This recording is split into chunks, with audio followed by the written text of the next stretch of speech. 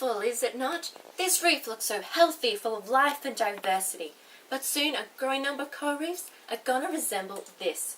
So what's causing coral reefs to die? Ocean acidification. It's the process where increased levels of atmospheric carbon dioxide increase the level of CO2 in seawater, which reacts with water to form carbonic acid.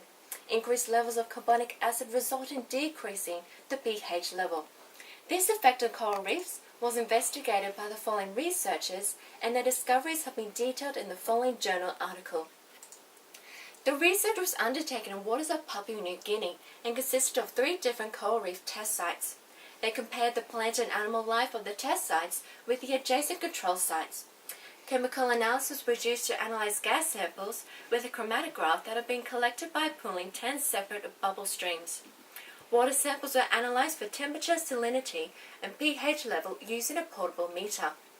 For biotic response, photos were taken along 50-meter transects and analyzed for benthic color and reef community composition.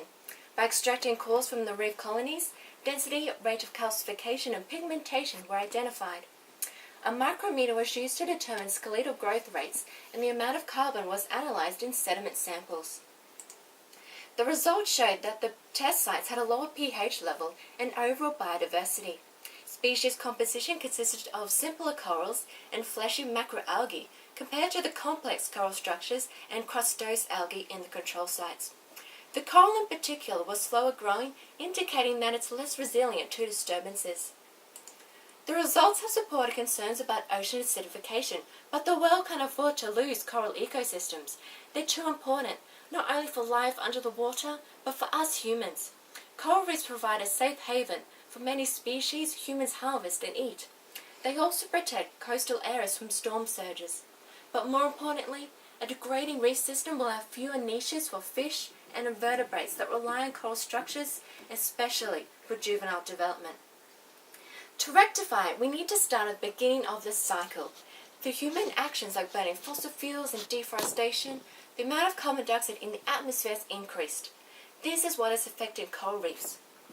This journal article has been cited 130 times on the Web of Science. This indicates that the information is widely trusted and therefore reliable. Other authors and researchers have used this study to enhance and compare their study, and these 2 examples support the effect elevated levels of CO2 is having on increasing ocean acidification. Ocean acidification is a serious threat to marine biodiversity. We can all help by saving energy. It will benefit not only us, but also coral reef community. So let's reduce carbon emissions and turn our reefs back to this.